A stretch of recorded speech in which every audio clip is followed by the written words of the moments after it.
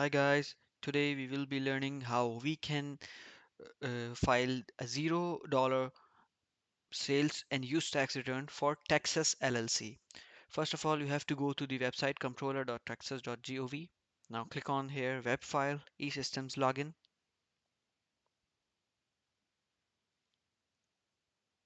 Now you must have the ID and password of this because when you were creating your LLC, you might have created the password definitely. And if you have requested services from a service provider or anyone else, you have to get the password from them. Click on login. Now, if the taxes are not assigned, then you have to first go to the popular service option and click on assign taxes. Add your 11-digit taxpayer number, and then it will show you the taxes, different taxes for different things. So here we have two taxes: franchise and sales and use tax. We'll click on sales and use tax, which is paid quarterly in Texas LLC. I'll be filing a $0 return, zero income return. So click on file original return. Now check the information, click on continue.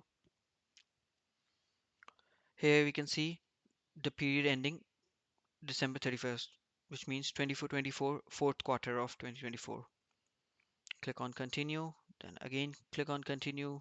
Do pause this video if you want to read all the information. Click on no, I'm not taking credits. Refund sales, click on no. Now, if all amounts are zero, like your sales and zero sales, so click on checkbox and everything will be zero. It probably means that you have not done any sales in that specific quarter.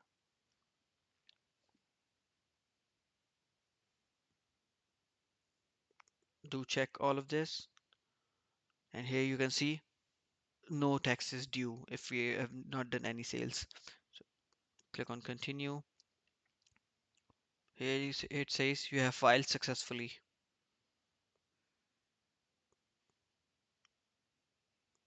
Check all the information. Now click on the print button. Here on the top right, click as save as PDF, or you can take a printout if you want to in your records and hit save button. And that's it.